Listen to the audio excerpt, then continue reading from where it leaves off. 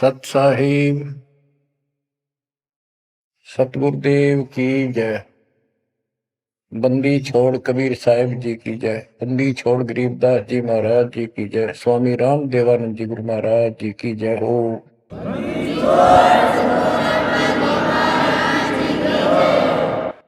सर्व संतों की जय, सर्व भक्तों की जय, धर्मी पुरुषों की जय। श्री काशी धाम की जय, श्री सुडानी धाम की जय, श्री क्रोथा धाम की जय, श्री गुरुवाड़ा धाम की जय। सत साहिब गरीब नमो नमो सत्य पुरुष को, नमस्कार गुरु के नहीं। सुर नर मुनिजन साधु, संतों सरसदी। सतगुरु साहिब संत सब, दंडवतन प्रणाम।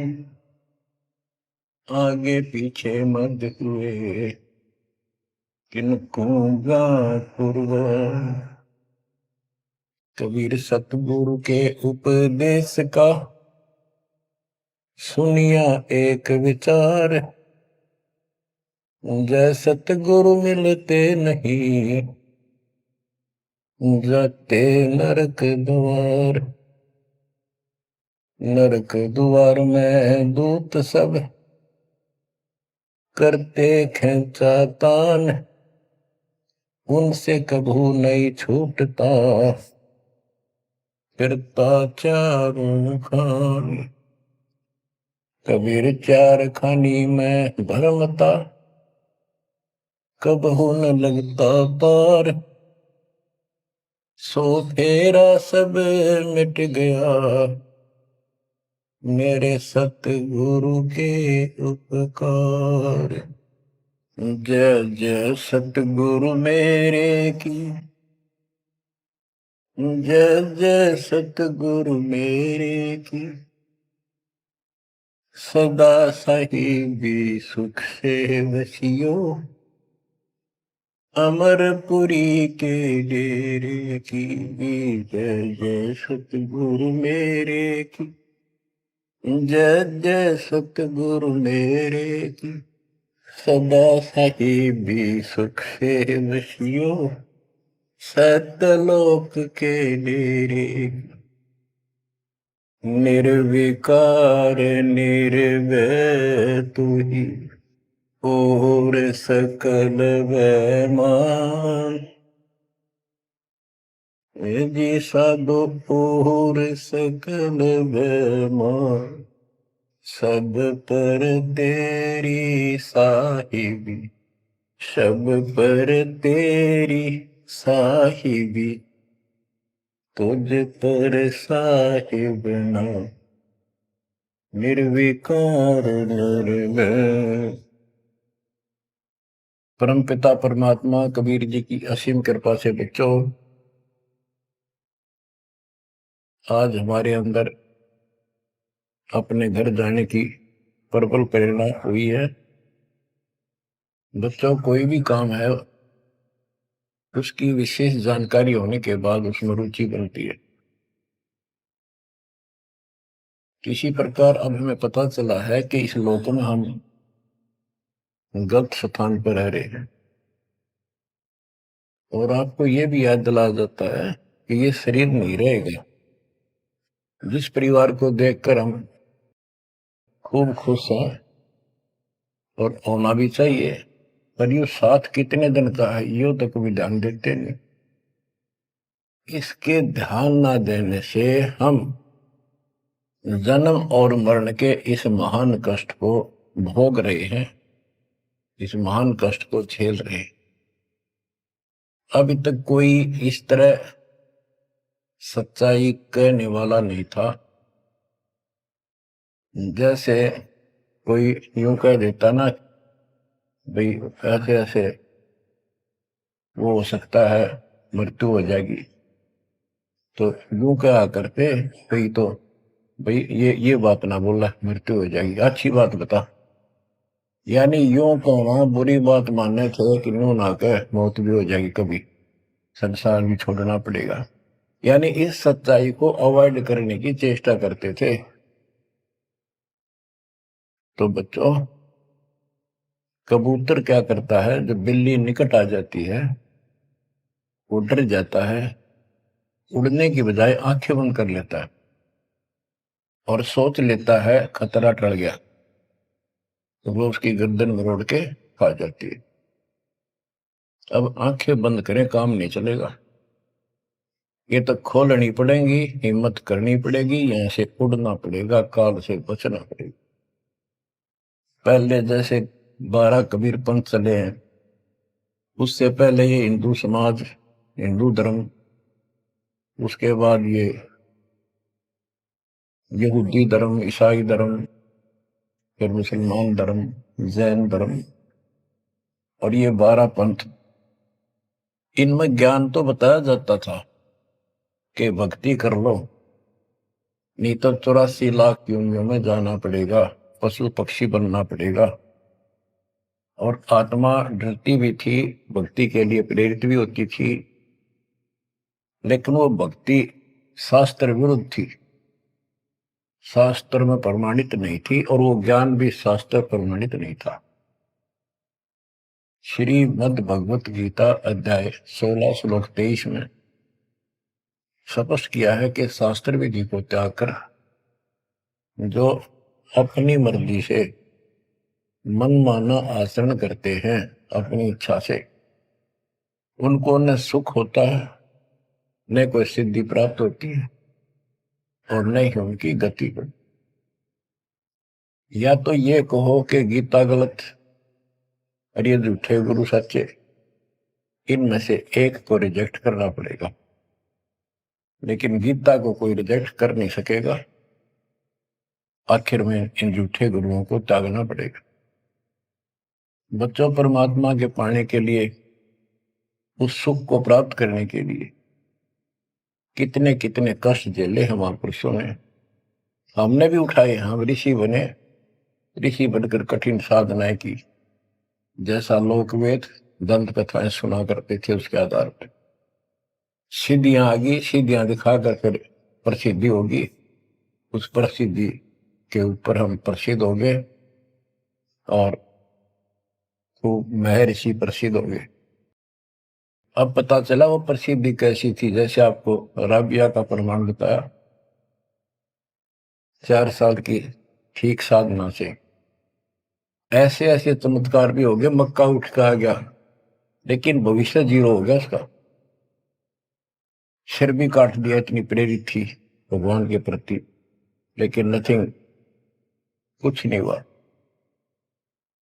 काम तो अब बनेगा जब बनवाया जा।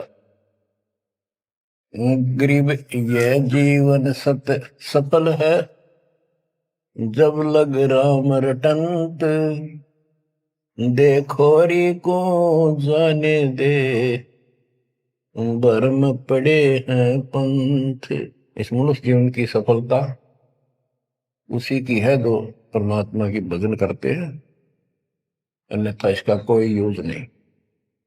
पशु पक्षी का भी ऐसा ही जीवन है, ऐसे ही कर्म वो करते हैं, खाना पीना, टट्टी जाना, बच्चे उत्पन्न करना, बच्चों के लिए फिर सारा दिन भटक के उनका पोषण करना, फिर मर जाना, ये कोई जीवन है? इस ज्ञान से आपके अंदर जो गलत प्रेरणा भरी हुई है वो काल द्वारा भरी गई है, बहुत प्रबल है, वो सामान्य नहीं है। अब जैसे किसी को बुखार हो जाता है तो उसके बस की बात नहीं वो नॉर्मल हो जाए। तो बच्चों, अब के लगन लगानी पड़ेगी। जैसे बुखार हो जाता है, उसके बस की बात नहीं कि वो ठीक ठाक रहे, अपने ठीक क्रिया करे, तो उसके लिए औषधि की आवश्यकता पड़ती है, और जब नॉर्मल हो जाएगा फिर सारे काम ठीक करेगा। इसी प्रकार ये आपके बस की बात नहीं है जो आप जिस व्यवस्था में लग रहे हो, ये इस ज्ञान से, इस भक्ति से आपका यो अज्ञान हटेगा, ये जिससे प्रभावित हो बुखार हटेगा, फिर आपकी लगन अदब से बनेगी, अलग से बनेगी। अगर ये भाव नहीं बना तो क्या ये जीवन अच्छा है जो आप जी रहे हो? कोटि जन्म तन भर में दोगे कुछ नहीं हाथ लगा रे। कुकर कुत्ता, सुकर सुअर, खर गधा, कौवा बुगला, बता इन प्राणियों के शरीरों में असंख्यों बार कष्ट उठा लिया अपने को, असंख्यों बार, एक बार नहीं। तो क्या इस प्रोसीजर को जारी रखोगे? मेरी आत्मा तो मान नहीं रही कि आप इसको स्वीकार कर लोगे। और अब भी आपकी आंख नहीं खुलेंगी और आपकी प्रेरणा नहीं बनेगी तो फिर इंसान नहीं, पत्थर हो तुम, पत्थर। कोटि वर्ष करे संगत संतों की, पत्थर का जल में क्या बूझे। चंदन बन में रंग ला दे, एक बांस बिटन भी ना सीखे। पत्थर को जल में डाल दे, कितने गहरे जल में डाल दे, कितने दिन डाले रखे, उसका कोई असर जल का नहीं होता। नहीं, जल से तो नरम होता है पदार्थ।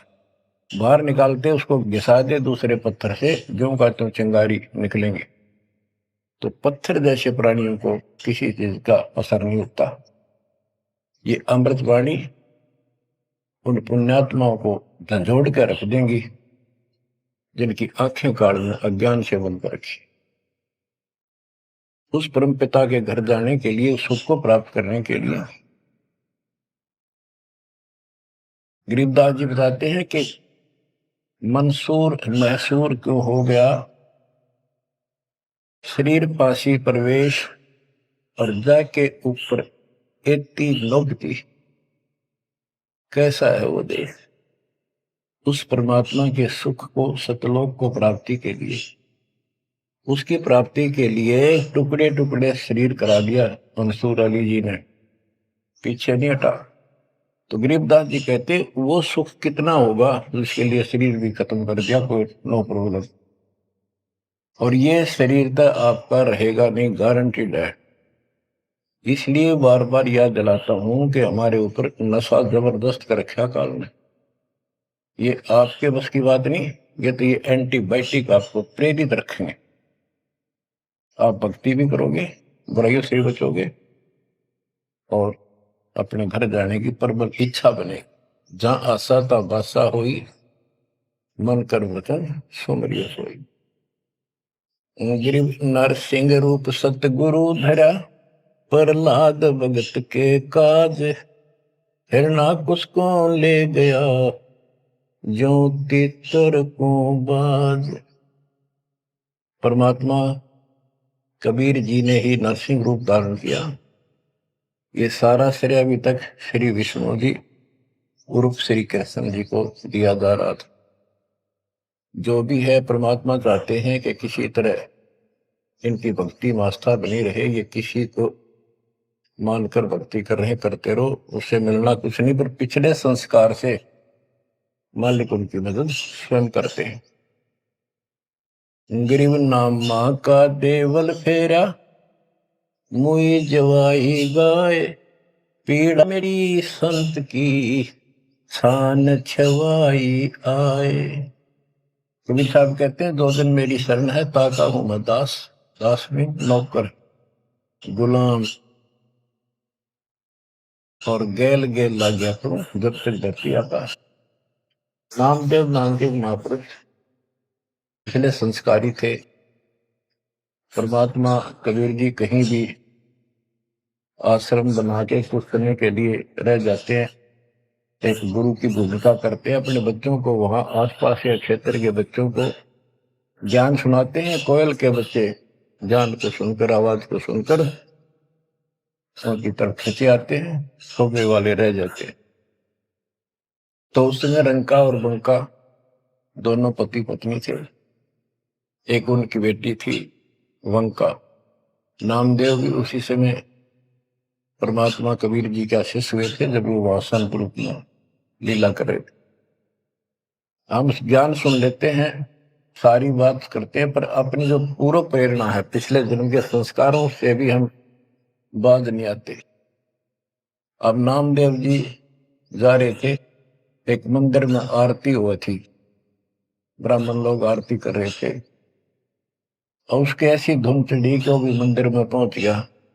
हाथ में जूते निकाल लिए अपने, जैसे ये बजाते हैं ताल, उस तरह बजाने लग गया, घंटी बजाते हैं, और बजाता बजाता आरती में मगन होकर उनके ब्राह्मणों के बीच में पहुंच गया, यानी पत्थर की मूर्ति के सामने पहुंचना चाहा। पंडितों ने पकड़ कर उसको मंदिर के पीछे फेंक दिया कि यह शूद्र छोटी जाति का समेत दूसरों में आ गया, हमारा धर्म भ्रष्ट कर दिया, हमारे भगवान को इसने रुष्ट कर दिया। तो परमात्मा वो तो फिर भी पड़ा पड़ा मन की आरती कर रहा था, लो लगी थी दाता में। परमात्मा उस मंदिर का मुंह नामदेव की तरफ कर दिया, और पंडित पिछली साइड में खड़े घंटी बजा रहे थे, आश्चर्यचकित हुए। तो एक दिन नामदेव रंका बंका के घर गया, तो उस दिन वंका लड़की, रंका और बंका जंगल में लकड़ियां लेने गए हुए थे, पीछे वो लड़की अकेली थी, वह कोई पट्टी तैयार करे थी, जैसे किसी को चोट लग जाया करे, हल्दी वगैरह लगा कर। नामदेव बोला, बहन किसको क्या हो गया, किसको चोट लगी, किसके लिए पट्टी बना रही हो? उनका बोली, रे नामदेव तू गुरु जी ज्यादा दुखी ना करा कर, तो भाई मर्यादा में नहीं रहता,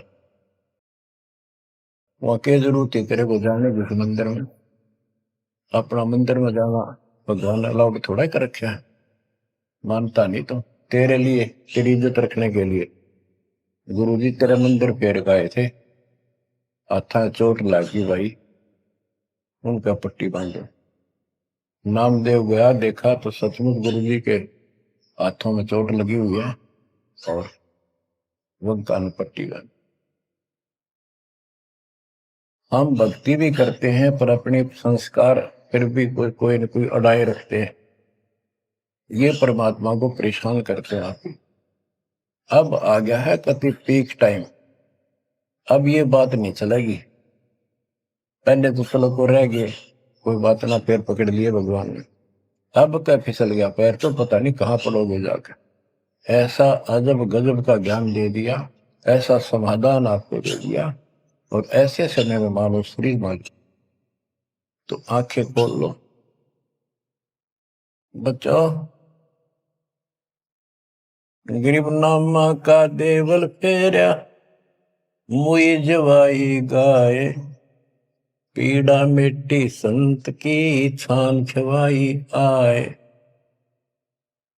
अब एक जिसमें नामदेव जी ने मंदिर घुमा दिया, घुमाया तो मालिक ने था, लेकिन मालिक अपने नाम नहीं लेते, दादू से दरजीव के आप बगल हो जाए,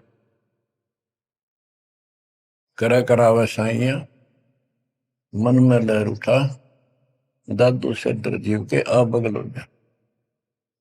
उनकी महिमा ज्यादा होगी, मुसलमान धर्म के लोगों को दिक्कत हुई, उन्होंने राजा को कहा कि ऐसे ऐसे काफिर है, वो दुनिया को गुमराह करता है कि मुर्दे जिंदे कर देता है, मंदिर घुमा दिया, ऐसे कर दिया। राजा ने पकड़ के बुलाया और कहा, ये गाय काट दी वहां पर, इसको जिंदा कर, जब जाने तो संत है, नहीं तो तेरे को आज तेरी गर्दन यही काट दूंगा। कबीर साहब कहते हैं, हम फिर वहां गए बच्चे, अपने बच्चे के लिए, और उस गाय को जीवित किया।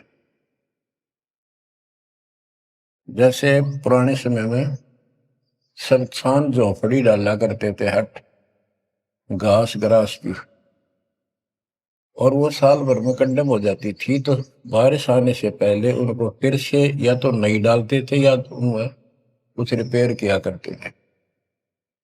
नामदेव की माता जी ने कहा, बेटा अपनी छान ठीक कर ले झोपड़ी, बारिश आने वाली है, मौसम निकट है।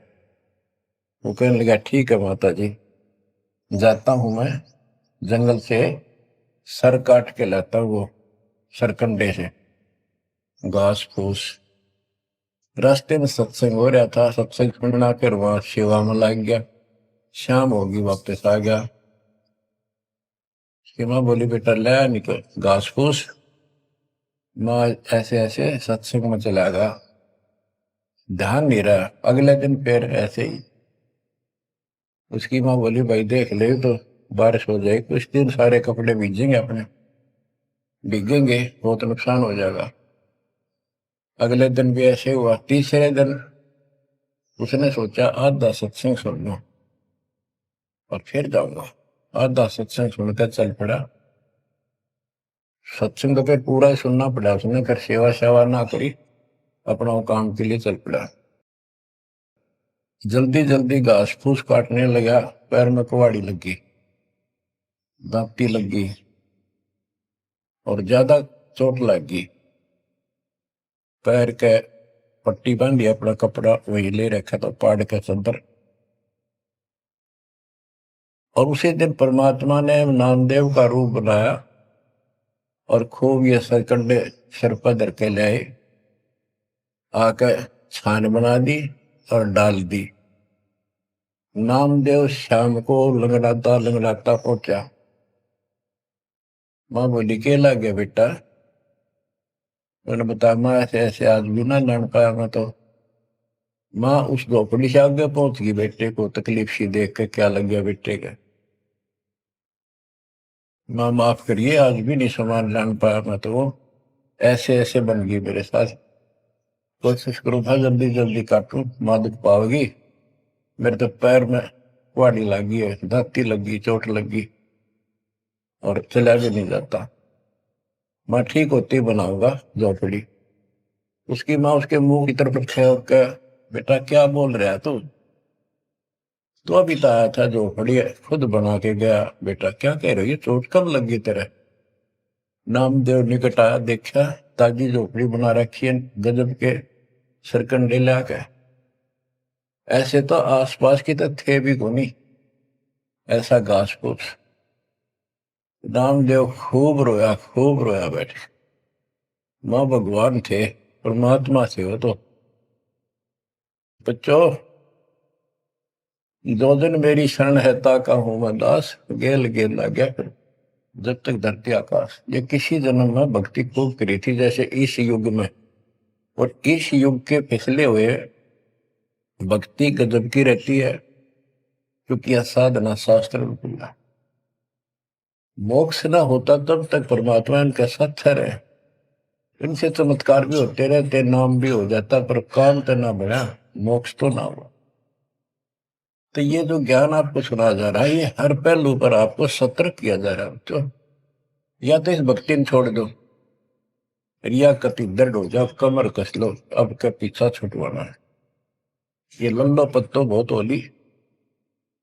केवल हम सुख मांगते हैं, धन मांगते हैं, बेटा ना तो बेटा मांगते हैं और धन संपत्ति मांगते हैं।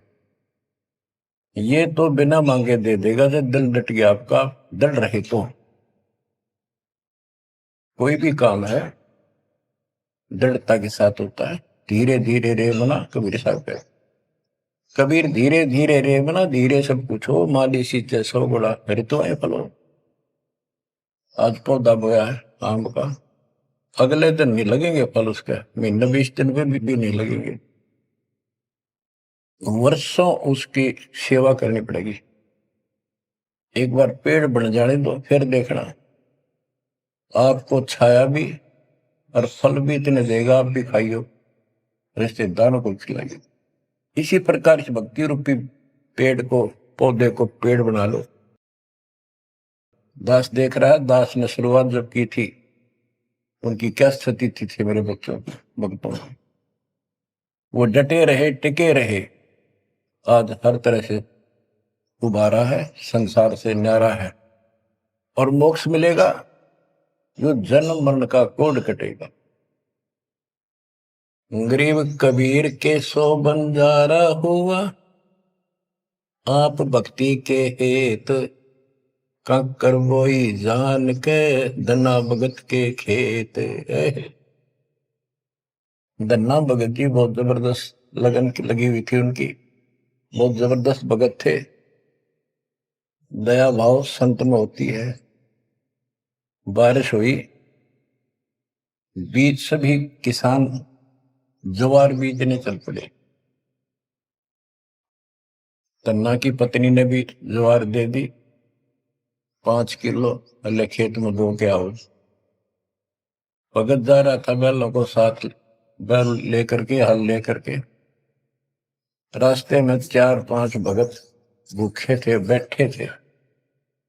अब भगत स्वाभाविक साधु संत को देखकर राम राम करी, उसने बैल खड़े कर दिए, बैठ गया 2 मिनट भगवान का। सुबह सुबह पता चला कि उन्होंने 3 दिन से भोजन नहीं खाया था और मरने के कगार पर। कहने लगे भगत हम तो मृत्यु के निकट हैं, कहीं भोजन नहीं मिला। क्योंकि रेगिस्तान राजस्थान या भी पहले सारी स्थिति ऐसी थी नहीं बढ़िया वाली जनता की। बारिश हो गया तो फसल होगी, ना तो भूखे मरा करते। तो भगत जी ने सारे के सारे ज्वार रख दी उसके उनके आगे, बीज, वो मरे थे भूखे, सारी खा गए। अब वो चल पड़े। भगत जी ने सोचा ही वे घर वाले लड़ेंगे, पत्नी भी गर्म मिजाज की थी, और इसमें तो भाई कोई भी टोक दे, बीज भी कित खा गया तो कित खो दिया। किसान का तो जीवन होता बीज। लेकिन उसने परिवार न्यौछावर कर दिया।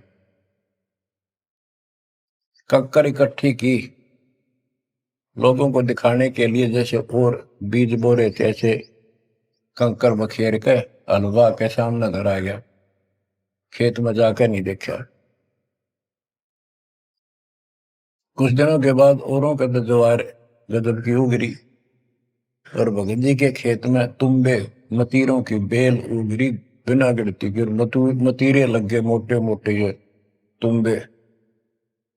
अब क्या होता है कि भगत जी के खेत में, धन्ना भगत के खेत में बहुत ज्यादा बेल उगी मतीरों की। मतीरे से मोटे मोटे लाग गए, ऊपर नीचे पड़े न भरी दिखे उनका खेत भरा।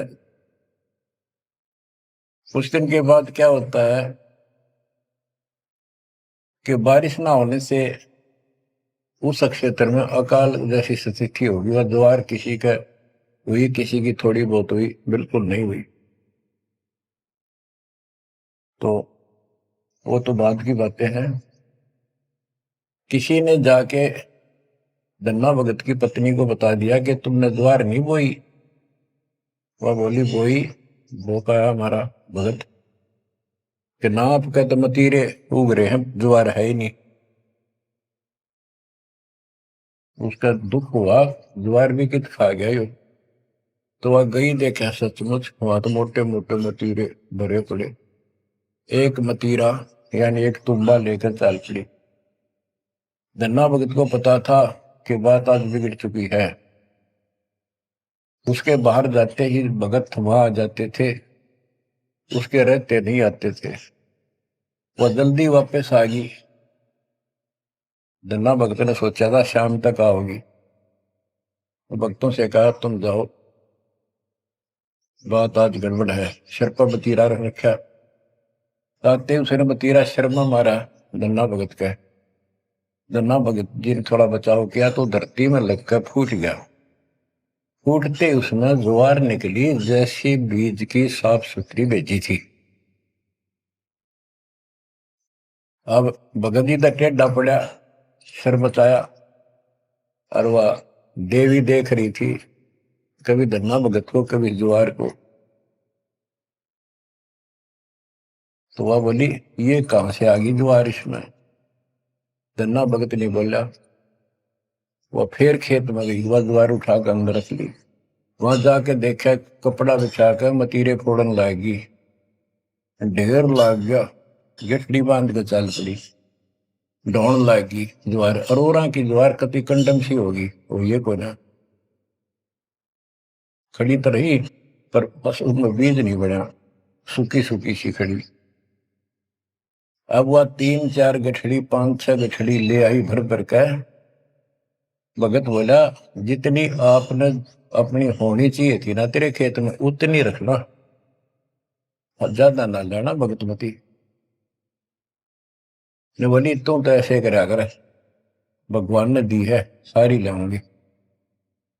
वह गठड़ी भर का चाली जब उसका कोटा पूरा हो लिया, वहां तक तब बोझ मरती आई बाहर खूब लग गया, उतारी तो सारा फूस बना पाया, एक फेर लाई वो भी नहीं हो गया, हार के बैठ गई। फिर धन्ना भगत के खेत में ज्वार निकला, तुम्बों से ज्वार ज्वार निकला, गांव इकट्ठा हो गया। भगत बोला भाई अपनी बांट लो थोड़ी थोड़ी, तुम सारे भूखे मर तो बच जाएगा गाँव। तो सब ने अपने हिसाब का थोड़ा थोड़ा ले लिया और फिर भी उभरती रहेगी। बच्चों ये बातें कोई बनावटी नहीं है। जिनने भगवान के ऊपर समर्पण किया, जो भगवान पर समर्पित हुए, भगवान ने कभी उनका मारा नहीं। चारों युगों को देख लो, हमने किसका रखा मारा। तो बच्चों ये महापुरुषों की जो कथाएं हैं आज अपने काम आऊंगी। आप एक बार लग कर देखो इस मार्ग, कोई जगह नहीं रहेगी आपको अगर मगर करने की, इस मन को कति परमात्मा हर तरह से संतुष्ट कर देगा। दास अपनी एक कथा बताओगा। हम सुनते थे कि द्रौपदी का चीर बढ़ा दिया भगवान ने, पर ये नहीं पता था क्यों बढ़ाया था। वो तो अब इस तत्व ज्ञान से निखार हुआ कि कबीर परमात्मा ने एक लीला करके उसका लीर ग्रहण किया कपड़ा, और उसके कारण बढ़ा था। तो इससे कोई किसी को कहते वो मानता नहीं था, ये कोई बात है, कैसे हो सकता है, ऐसे नहीं हो सकता, वैसे नहीं हो। हम भी मानते थे कि चल ना होगा, पर भगवान तो है और बहुत काम कर रखे हैं। मन मानता था भगवान कुछ भी कर सकता है, क्योंकि आस्था जब भी बनती है जब ये भावना बढ़ जाएगी परमात्मा जो चाहे सो कर सके। उसके सामने इम्पॉसिबल वर्ड नहीं है उसकी डिक्शनरी। आपको बताता हूँ, नाम ले लिया, 2-3 साल हुए थे बस। 1988 में नाम लिया, 1990 या 89 की बात है, 88 या 89 की। तो एक मकान बनाया, ऊपर मकान बना रखा है, उसके ऊपर एक गैलरी ही पूजा स्थल बनाया, 5.5 बाई 15 फुट का। उसमें एक गली में झांकी थी, खिड़की और विंडो, और एक अंदर आंगन की तरफ क्रॉस वेंटिलेशन बढ़िया था। तो जल्दी के कारण मैं बने बनाए वो लिया जगड़े, पूजा स्थल 2 मांझ का उनको पेंट करके लगा दिया। उनमें शीशे भी लगे हुए थे, एक शीशा टूटा हुआ था एक शर्फ खिड़की का, वो डबल होते। मैं ये चढ़वा देंगे बाद में, जल्दी काम हो जाएगा। वहां मैंने ये भक्ति बोध छपुआ कर रखी कि गुरुजी आएंगे उनको सौंप दूंगा, वो आगे भक्तों को देते रहेंगे जब कोई दीक्षा लेगा। ऐसे सेवादास करने लगा। क्या हुआ कि उस जो शीशा फूटा हुआ था उसमें के चूहे बढ़कर उनको काटने लगे। और उस समय क्या था, जब वो जंगले लगाए तो जाली ले आया था, ये एक लोहे की जाली जो मच्छरों से बचाने के लिए खिड़कियों पर लगाई जाती है बाहर की साइड। और वो गलती से वो गलत काट के दे दी। मैं वो साइज लिख के उस लोहे की दुकान पर दिया, भाई ये काट के तैयार कर दे, इनका गल बना दे। मैं और सामान लेकर वापस आया, उसने बांध के लपेट कर रख रखी थी, मैं उठाकर चला आया पैसे देकर। आके मैंने कहा ले भाई लगाओ। तो ये बड़ा लड़का और एक वहां किराएदार रहता था, वो बोले हम लगा देंगे। कील क्या सारी ला रखी थी, उन्हें सीढ़ी लगाई। मैं तो चला गया उनको कह के, शाम में आया तो कोई नहीं लगा रखी। पूछा भी कारण क्या था, क्यों नहीं लगाई। उन्होंने बताया कि छोटी है, बराबर में छोटी रहेगी, कम से कम 9 इंच छोटी। वो लिखा था मैंने 3 फुट 9 इंच, उसने 3 फुट काट दी, या नौकर ने देख के काट, या गलती लगी जैसे भी। फिर मैंने सोचा भी छोड़ो भाई, अब किसके साथ मत्था मारे जाकर, वो कहेंगे तेरी गलती है, आपने यही साइज बताया था। मैं इस चक्कर में नहीं पड़ा करता। मैंने वो उठा कर स्टोर में डलवा दी। एक सीजन बारिश का ऊपर का उतर गया। हाँ, फिर वो नित्य नेम छपवाई पुस्तक, फिर उसमें चूहे बढ़ने लगे। कपड़ा बांधा, कपड़ा काट दिया। ये मन में था कि वो जाली तक पूरी है नहीं। फिर दिमाग में आई, भाई ऐसे करो, इस एक खिड़की में दिक्कत है, इस जाली को ऊपर नीचे करके दोनों को एक में सेट कर दो। तो वही दोनों किराएदार, ये बड़ा लड़का, ये छोटा ही था, 12-13 14-15 साल का। तो मैं उनको कह के अपनी ड्यूटी पे चला गया। इनकी माता जी ने, नारों ने, वो वहां से निकाल के जाली स्टोर से नीचे डाल दी, भाई लगा दियो। इन शाम सी न लाई किता। मैंने आके पूछा, एक जाली ला रखी, वह पूरी एक नीचे पड़ी। मैं ड्यूटी से आया शाम को 5 बजे। मेरे दुआएं बात खटक रही थी। इन लगा दी होगी बच्चा ने, ठीक से ना, मैं आप लगाऊंगा साथ लगकर। मैंने देखा एक जाली नीचे पड़ी, एक ऊपर लगा रखी, उसी पे जो शीशा टूटा हुआ था, गिलास। वो गिलास लगवाने की टाइम नहीं मिल रहा था, क्योंकि दूर मेरी ड्यूटी थी, कौशली साइड में हेडक्वार्टर था, 77 किलोमीटर जाना था। ये ऐसा था ही, जुगाड़ करना चाहा था मैं, कर दे फिर आराम से कर लेंगे। तो मैंने अनारों से पूछा कि ये जाली लगा दी उन्होंने? ईब ला के गए, सवेरे की कह रही थी भाई ला दे, पर ध्यान नहीं दे रहा था यो, लापरवाह। ईब ने देखा गाने वाला पापा, फटाफट बुला कर नींद को लगवा दी। मैं बोला, जाली ये और ले आए क्या? ये बोला नहीं, और तो नहीं है, ये तो वही है जो ऊपर डाल रखी थी स्टोर में। मन ने ये सुबह आपके दादी को कह दी कि भाई ये रखी, लाओ, जब ला दी। मुझे विश्वास नहीं हो रहा, तू सच्ची बता, ये बदलवा तो नहीं लाए इसको?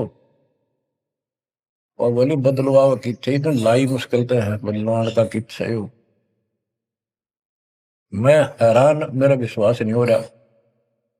एक पूरी हो ही नहीं सकती, पूरी होकर के भी 6-7 इंच नौ लटक रही बराबर में मुड़ के।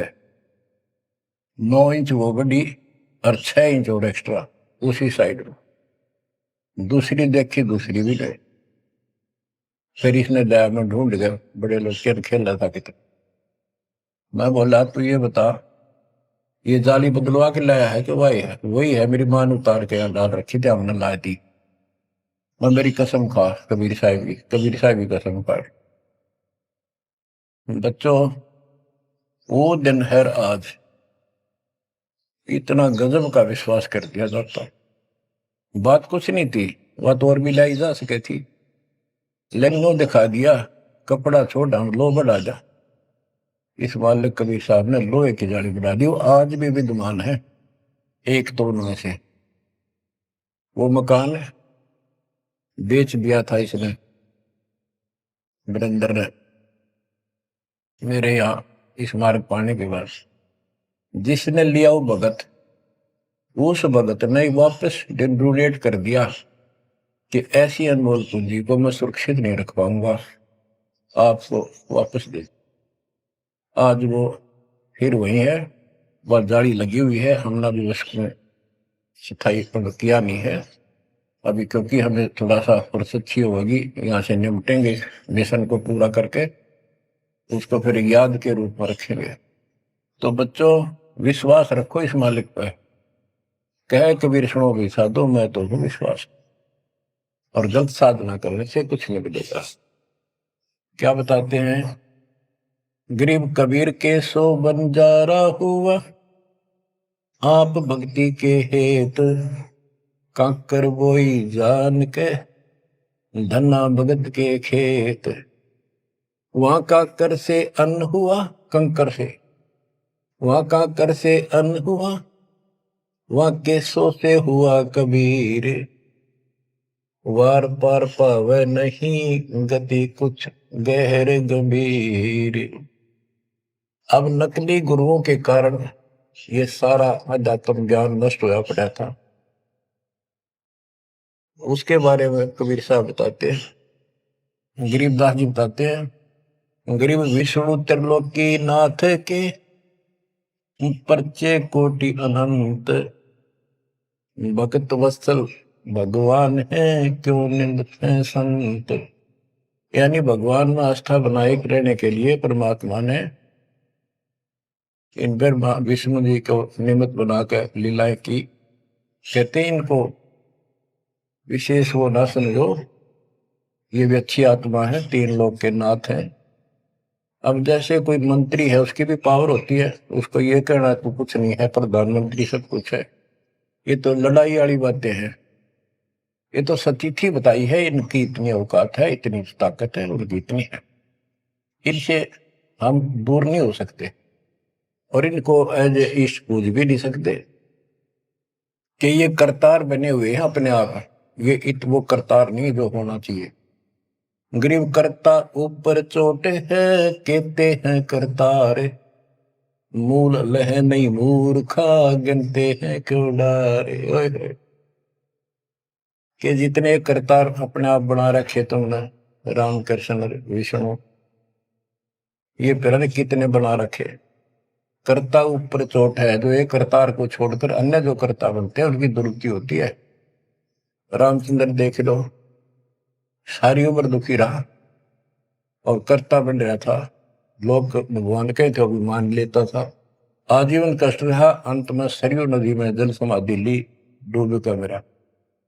कृष्ण जी सारी उम्र दुखी रहा, सुख का सांस कभी नहीं, कभी कंस, कभी केसी, कभी चाणूर, कभी कुछ पूतना, और आखिर में दुर्वासा के श्राप से कुल उनके सामने नष्ट हो गया।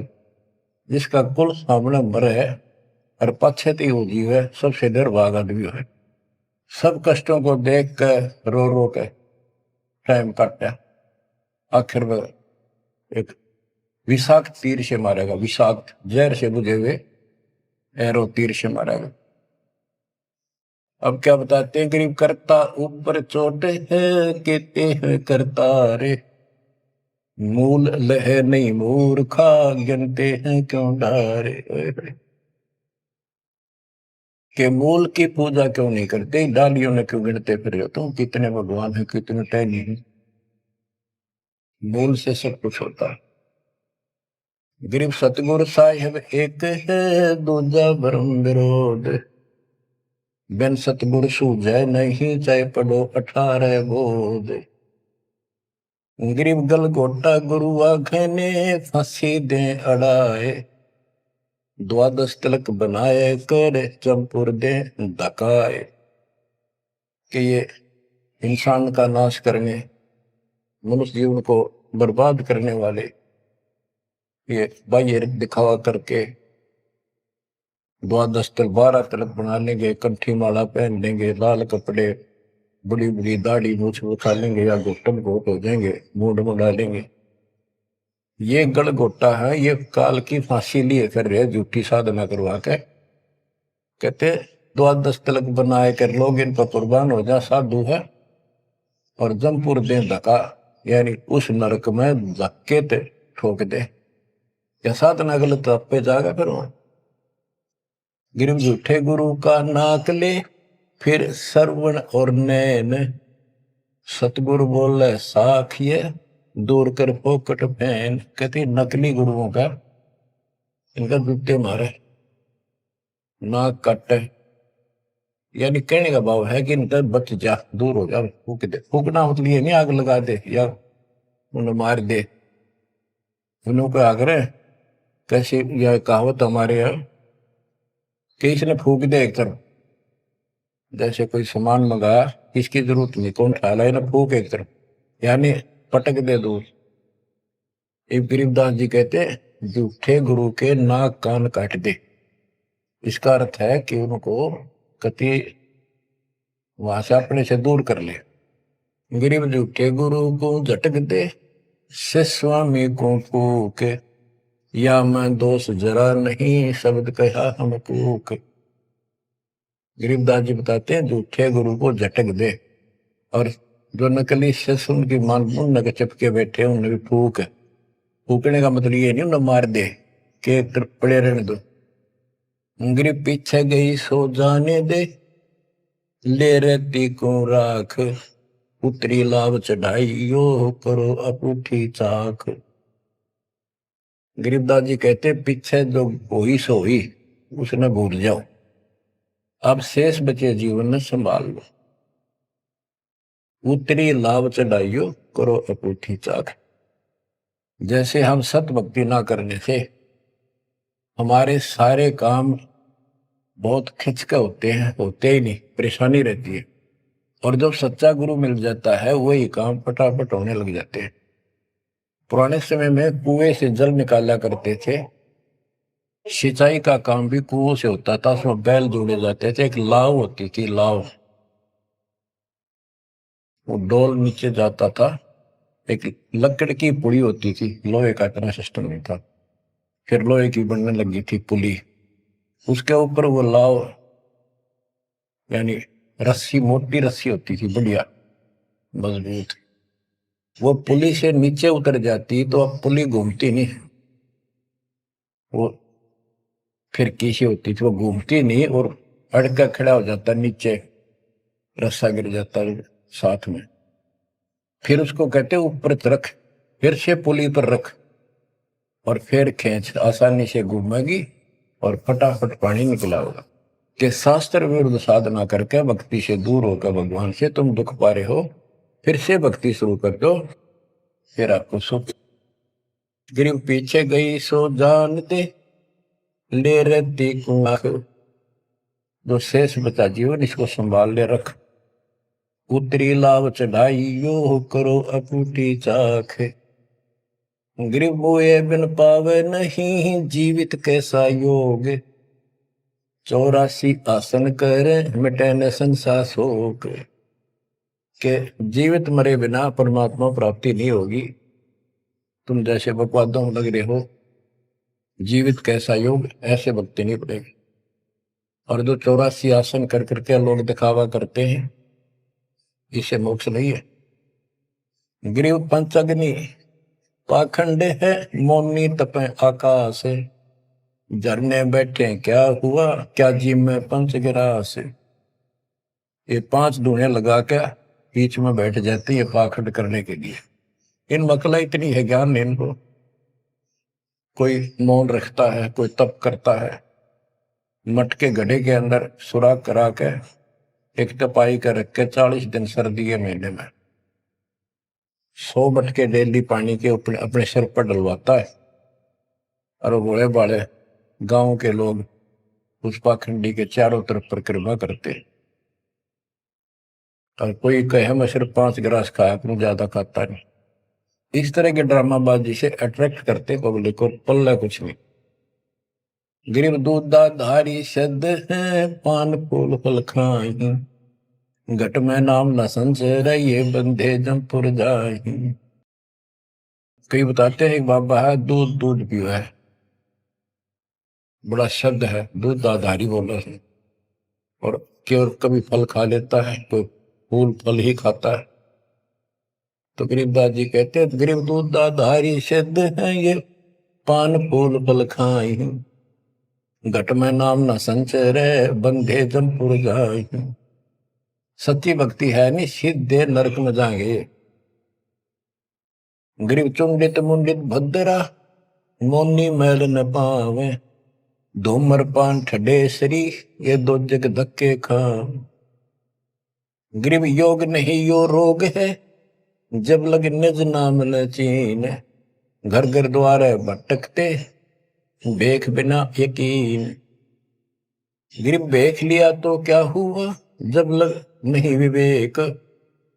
3 काल निपजे नहीं मिटे कर्म रेख। के चुंडित मुंडित, जैसे बड़े बड़े सिर पर जटा रख रखी है, दाढ़ी बड़वारी, माला मूला पहन गए, बाहर भाई ड्रामा खोल कर रखा है, लाल कपड़े पहन रखे, या कति गोट करवा रखा, मुंड मुंडवा रखा। कहते हैं इनसे कुछ नहीं मिलना, कोई मोल रखते हैं। गरीब चुंडित मुंडित भद्रा मोनी मैल न पावे। धूमर पान ठडे सरी ये 2 जग धक्के खाओ। ये धूमर पान करें, नशे करें, 100 रुपए की मारे चलम भर का ढूंढ उठा दे, ठडे सरी खड़े होकर तप करते, कहते 2 जग में धक्के खाओगे, नरक में जाएंगे। बच्चों, ये मूल ज्ञान है, ये तत्व ज्ञान। और ये जो ज्ञान आपको दिया जा रहा है, आपके लिए वरदान होगा। ये कबीर साहब की गिफ्ट है। इस रजा को संभाल के रखियो, इसको हल्के में ना दियो बच्चों। कुर्बान हो जाओ, ये धंधे करते था सिंधन हो गए, कितना पुराना पट्टा। इसकी शरण में डट कर सत्संग सुना करो, सेवा करो और दान करो, मर्यादा का निर्वाह करो, भक्ति करो। देखना न्यारे रंग ला देगा दाता। मालिक आपको मोक्ष दे, सद्बुद्धि दे, आपको याद बनी रहे अपने घर की सच्चाई।